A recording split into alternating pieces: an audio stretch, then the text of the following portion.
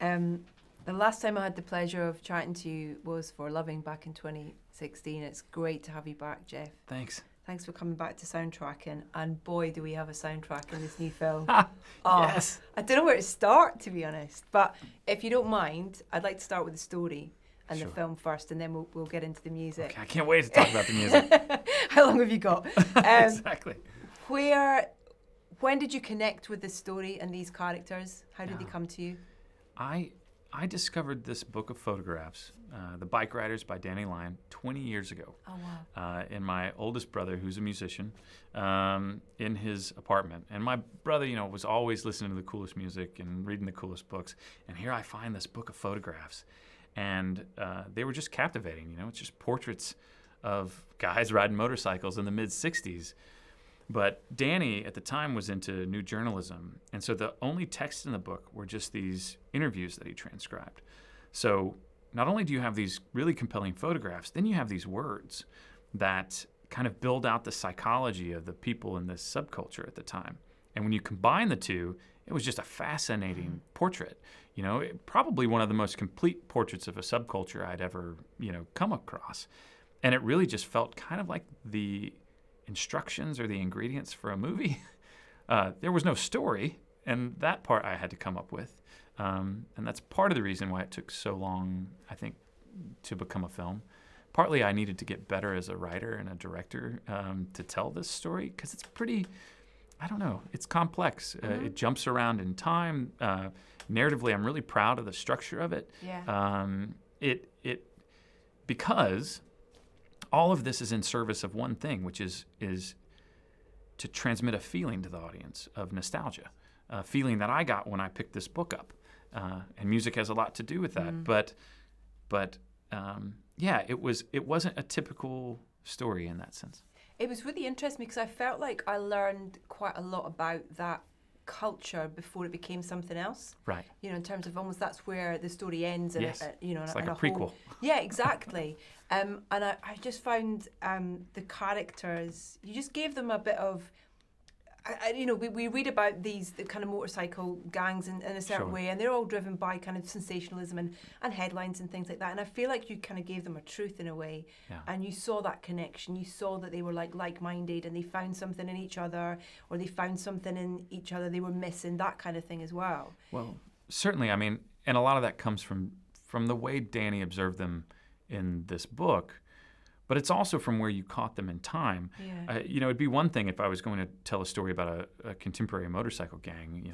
I don't know what drives them: money, drugs. I don't know. Yeah. But these guys had jobs. They were kind of normal, for lack of a better term, guys who just didn't feel like they belonged in normal society. Yeah. But anytime I think you start with an outsider group, the inspirations they're kind of ill-defined, but really beautiful and really organic.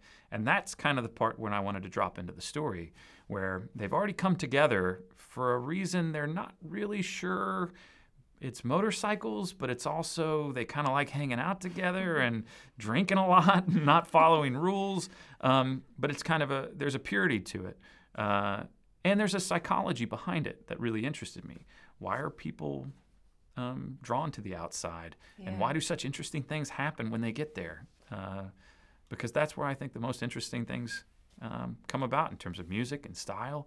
They all come from subcultures. Did you? I mean, it's like 60 years ago, in kind of real time when this was happening. Did your kind of research into kind of writing the story from the pictures in the world that you were attracted to? Are there any survivors? Were you able to kind of speak to any of the kind of, the... No, Danny. Danny's 80 years old, I think, 81 maybe now. And he was very generous to me. He was so young then when he was doing this. What's amazing about Danny, and not to get off topic, but this was his second amazing adventure in life, and he was only 21, 22.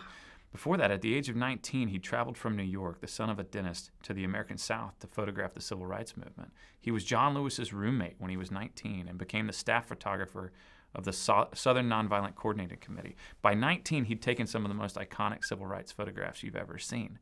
And then he decided to go to Chicago and study. And that's when he started photographing the Bikeriders. So Danny's life's incredible, but that's the next film. Yeah, well, he thinks so for sure. When I first met him, I laid out this big philosophy about subcultures and cycles in society and all this stuff. And after I got done blathering, he was like, "So you don't want to make a movie about a photographer?" Like, next time, Danny.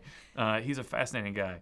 Now I've talked myself out of the question. No, it's fine. But it's, you've to, you know, it was about kind of finding, you said you had to find the story. And finding that story, I guess a lot of that was spent chatting to him and finding out. Right. And he the spent people. So much time with them. Yeah, we didn't find anyone, and we looked. The problem was a lot of them had names like Zipco, and they didn't have last names.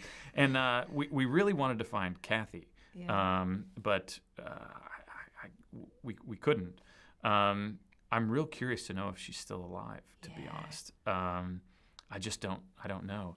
And Benny in the book was actually quite young. He was 7 years younger than Kathy, I think. Oh, wow. And so he could be running around somewhere. Now, it will be interesting because these are not the real people.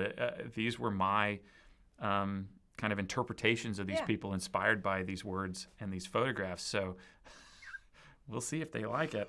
But yeah, no, we didn't have access to them, sadly.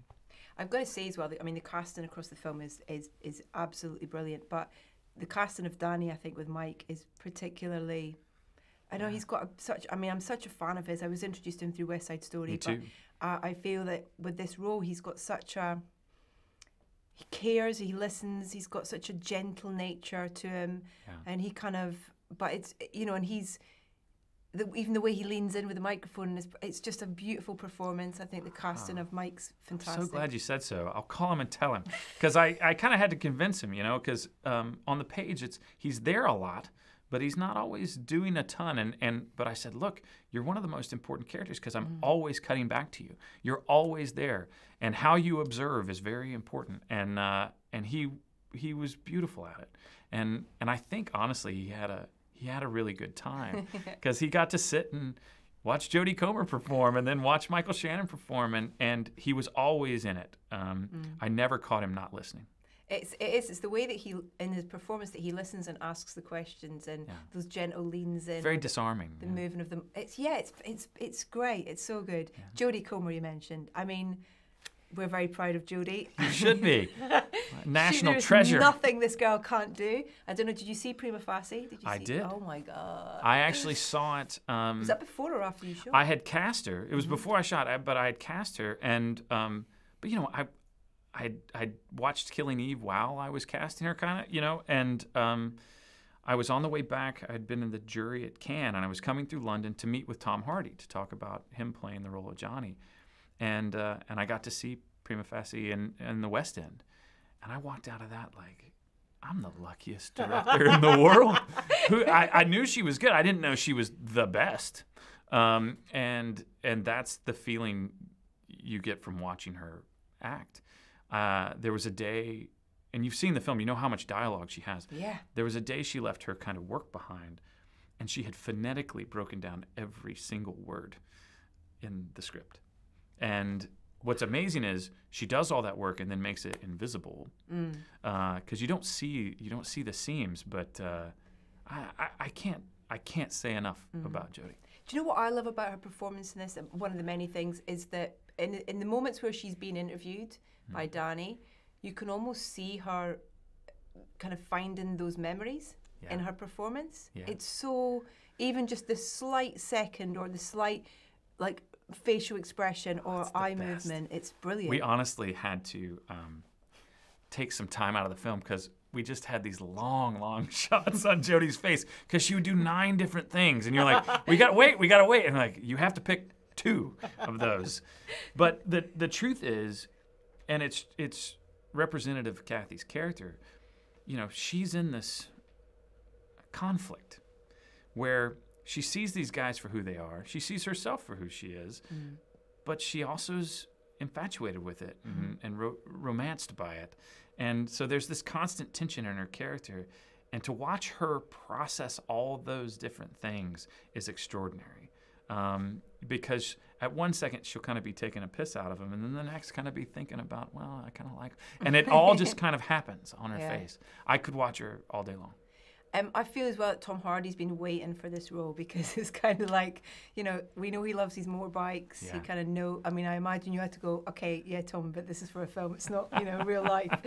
But he just, you could tell that he was just really enjoying this opportunity. Benjamin Cross of Benjamin, fancy. Benjamin Cross of Elmwood Park was arrested and charged with 18 traffic violations, but not before reportedly running through 7 stoplights and causing damage to 4 municipal vehicles as a result of the pursuit.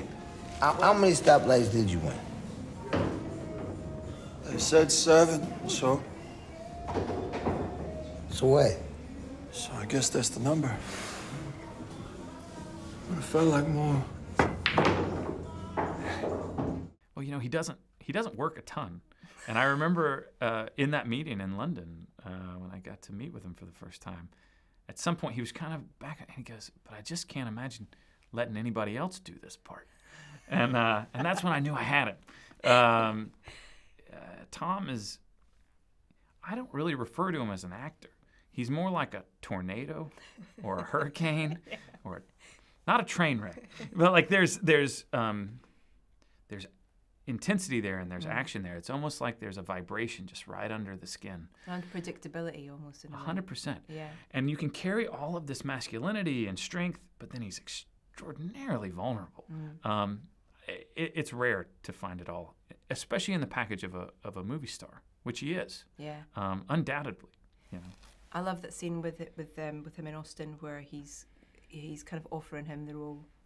Oh. And that's so beautifully shot because it's a love scene. It is. It's just the intimacy and the way, the closeness and the way you've shot it. It's just so beautiful. It's great. Thank you. I have to give a lot of that credit to Tom.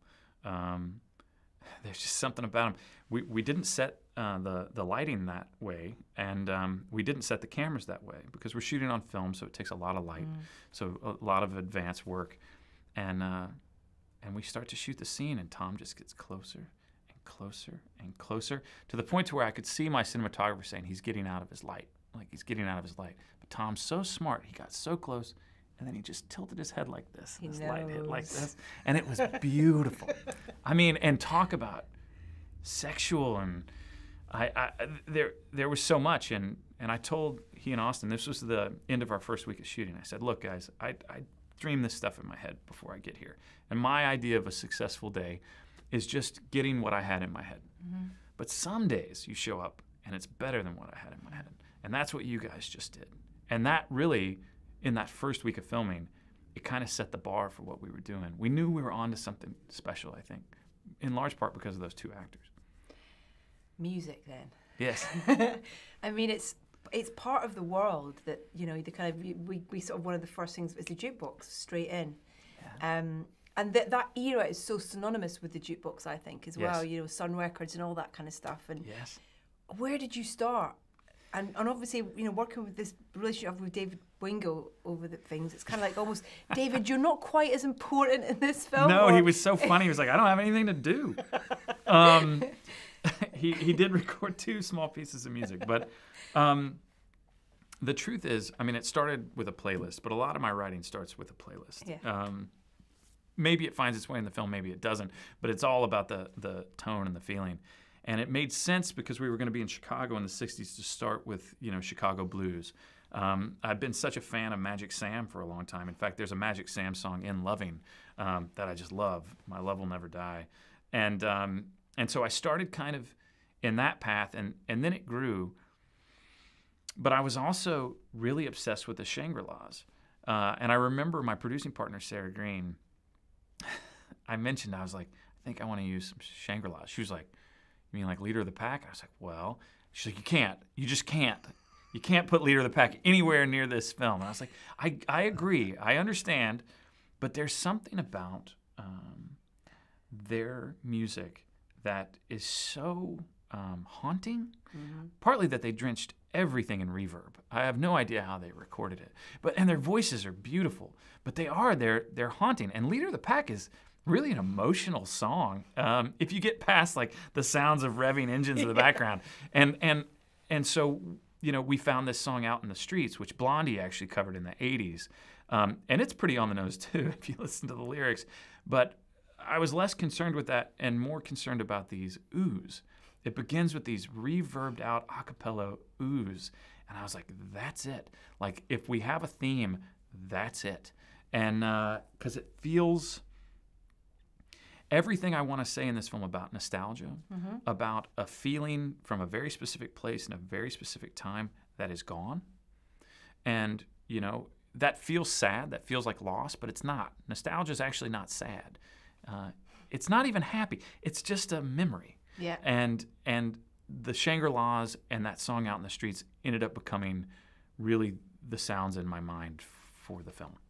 It's so interesting because one of the things I wanted to ask you was with the choices in music, whether you were looking at, because there are so many songs of that era that are about that world. For sure. So it was kind of whether you wanted to almost bring some of those along with it as well. But the way that you almost use a lot of the music as score in a way as well. So the 100%. Way that it kind of, sometimes you don't even get to a vocal. It's just kind of, you know, you hear the intro or the sweep of a piece of music from a song that you know and then it's gone. Yes. It's so clever because it's almost like their conscience in a way, or you know, that kind of thing where you have an earworm or you're for those characters. You know, it's 100% stolen from Scorsese. I mean, there's this great part in Goodfellas where he starts Mannish Boy by Muddy Waters, but then the song never starts. It's just the opening, which is the coolest part of the song, and then he's out of it, and then he'll come back to it like 2 minutes later. But it's like he was literally using the opening of Mannish Boy just as a sting, like a music sting. Yeah.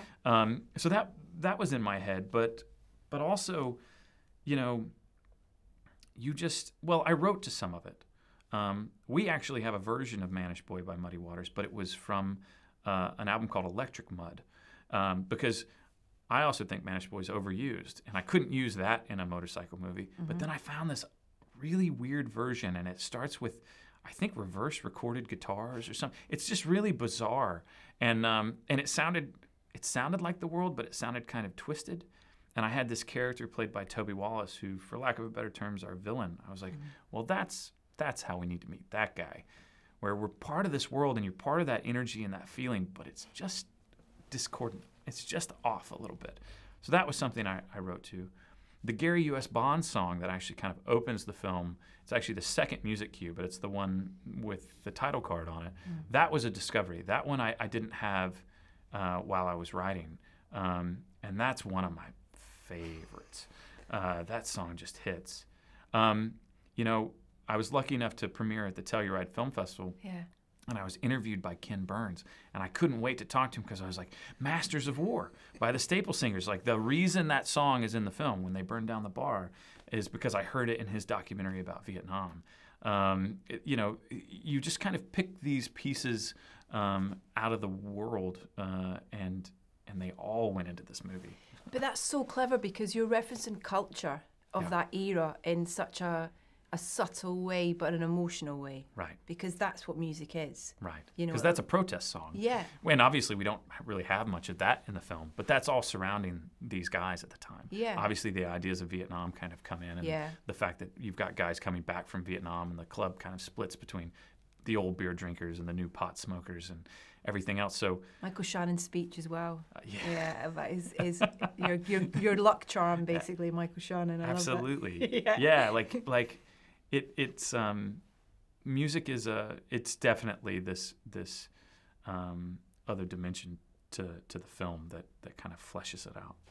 Did you, I mean, you know, having talked about music a lot for this podcast, and we kind of know that whole world, when you go into existing music, can clock up, you know, in terms of the budget sort of thing as well. Much. Your producers must have been, really? Well, it was funny, you know. Or is that a conversation early on where you know that's how you want to do it? Well, they knew it was coming, but they didn't know the degree, because I didn't know the degree. And all credit actually has to go to New Regency, the studio, because at the beginning they said, okay, well, this is our budget, and they put in one number that was very low, and they're like, we know this isn't enough, but find the movie, find the music, find the feeling, and then let's talk about it. And we had to lose some songs. It was twice as expensive as what it was, but it was 4 times as expensive as what they originally put in the budget. But I have to give them credit. They they wanted me to find the film first. Yeah. And then there were songs, there were just some kind of gluttonous things. The first Cream, Sunshine of Your Love. those things. That Cream was written in, but like we used, and here comes that fog. We used the Rolling Stones version of Susie Q. Yeah. When Jodie first enters the bar, and it's not in the film. Oh, it was great. Yeah. It was perfect. But, that was one of those things where you're like, that song's $150,000. Yeah, like they need it as well. It's in the background. They're like, okay, we'll go and try and find some other stuff. But there were a few that were kind of non-negotiable, and I really have to give credit to the studio for standing by me on those, like the Muddy Waters song, really, I can't believe we got a Bo Diddley song in there, we got a Cream song in there. But it's so important to the film. MC5, the Stooges, we got to, it's great. It would take me all day to list all the tracks that are in there. I think there's something like 32 songs in there. So, but it's such a clever way of using music, and you talk about Toby's character, who is another great bit of casting. I remember I first saw him in Baby Teeth. Baby Teeth's the last movie that made me cry. Oh, Shannon's, just what a film. Crikey O'Reilly. Great. And again, a pair of them I'd never seen on camera before, and you're just kind of like, where did they come from? They're like from another world. They're so great.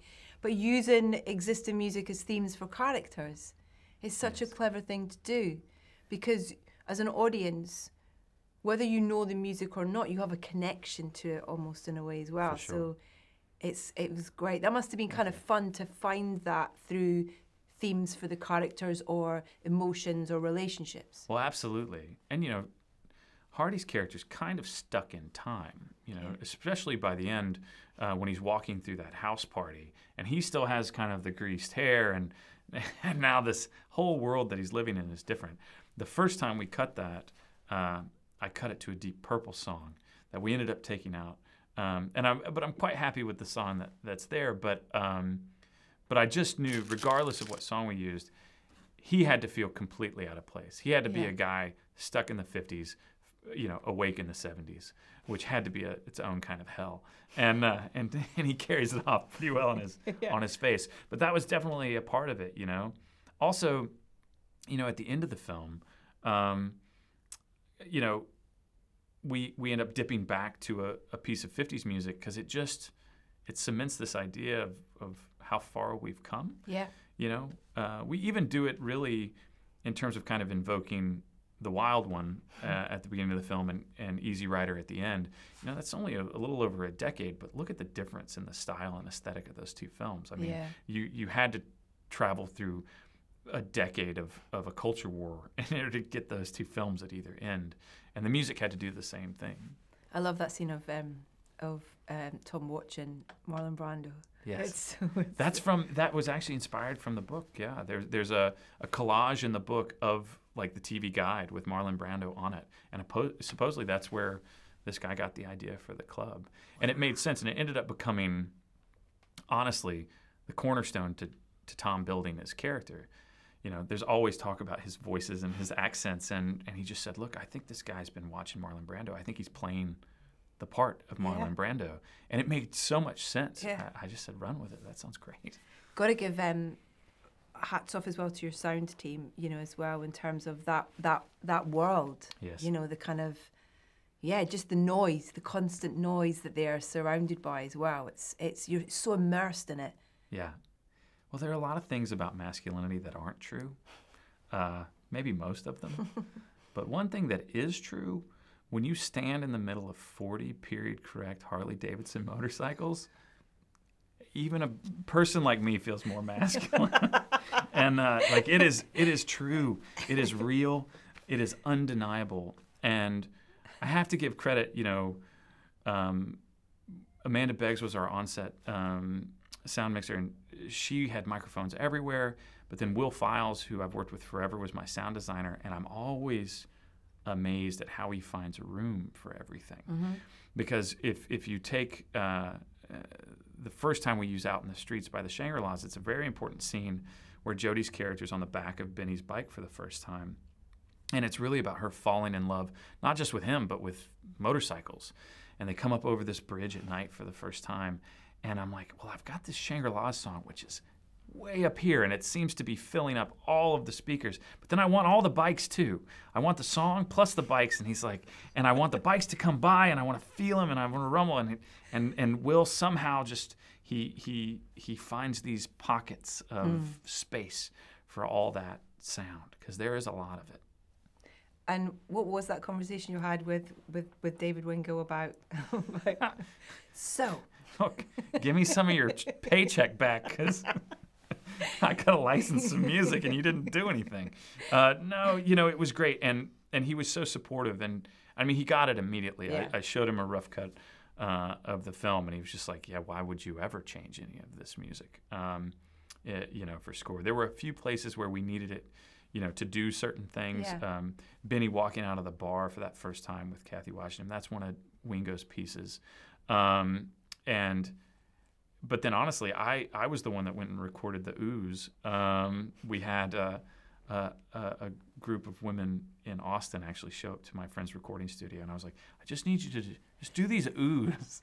Did you give them any kind of like this, like let them listen to?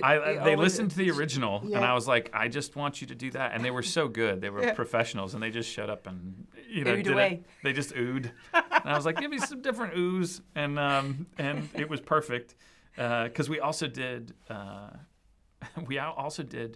some of the other Shangri-La song, but the Out in the Street ooze one. Do they get a credit as the ooze? The ooh ladies? I'm not sure what their credit is, but it was funny because it was way early on in the process. I knew I wanted to deconstruct that song, and that's how you get access to it, because you don't put Leader of the Pack in the movie, but you do put some of these a cappella voices, some of this vibe in the movie. And so I had these singers, and I remember we paid them something fairly nominal, and I was like, if it's in the movie, I'll call you back and we'll pay you more money. But right now, I just need to play around with this because I don't know if it's going to work. But it worked. Yeah. I love hearing how much music kind of means to you through your journey as a storyteller. And we talked about that the last time, particularly around, Midnight Special and stuff as well, which just going back and watching that film as well is just a treat. And that's David Wingo. That piece of score, I think that's one of the best themes to a movie I've heard in a long time. Yeah, it's great to revisit. It really, really is. But is there anything in you that wants to make like a musical? Oh, maybe I just did. I don't know. I mean, it's a type of musical. It but is for it's just... sure. No, characters that sing, nope, not my bag. But this is my musical. Yeah. I like that because the bikes are musical as well. That's what I kind of. Oh, for sure. What I got with it as well, and I think why this music works so well, not just because so many of the songs are telling the stories of the people, the time, the culture, but the bikes are kind of almost percussion in a way 100%. Sometimes. Yeah, I mean they really do vibrate the organs inside your chest in a way that I've not ever felt before. Yeah, I mean, there's also something, and I was kind of touched on it earlier. Subcultures are where the most interesting things happen. This is where the good music comes from. And I was inspired in the 90s by the punk rock scene in Little Rock, Arkansas, which was very homegrown. But it was really pure. It just, either I was in a band or my friend was in a band, and we were every weekend going to shows at somebody's house or in the park or something. And it had its own style. It had its own kind of rules at some point. But the music of the 60s felt very similar, Like they were just trying to express something that they maybe didn't even know what they wanted to say. But here it is. And this film is a lot like that. There's just a feeling that we're trying to get at. What do you think Kathy would make of it? I hope she would like it. She wrote a letter to Danny in the 70s. I had actually come up with the idea that they would move to Florida on my own. Yeah. And then Danny later unearthed this letter, and they had actually moved to Florida. It was really uncanny. But she said something, it was after the book had come out, and I think she said something like, oh, I can't believe I sound, what did she say? she was embarrassed kind of how plainly she spoke, I think, and or crudely maybe is the word she used. So I don't know what she would think. Oh, I think she'd love it. I think she particularly loved Jodie, because I found a clip of her talking. Yes. And it's like, and I just think that she's got such a personality in her voice. So much. And Jodie just captures that like so brilliantly, I think. Well, yeah, and I think that was the first thing that struck me when I spoke to Jodie about it was she loved Kathy, because I love Kathy. Yeah. And she understood. I think it's really easy when you're playing characters from a certain socioeconomic level or educational background to judge them, and Jodie didn't do that, because I don't do that, and I'm fascinated by her. I think she's one of the most honest characters I've ever written, and it's really in large part because of this real woman saying these things. I mean, think about that red dress scene. Yeah. That's in the book. She did that. Yeah. That's wild. And the fact that she would talk about, I mean, it's there was no filter there. And as a result, I felt like you really got to know this person, and that endeared her to me. It's such a great film. I had such a great experience watching it, and just kind of just wanted to go and listen to all the music as well from it as well. So thank you so much for a great film, and thank you for your time today. Absolutely. Great chat. Thank you.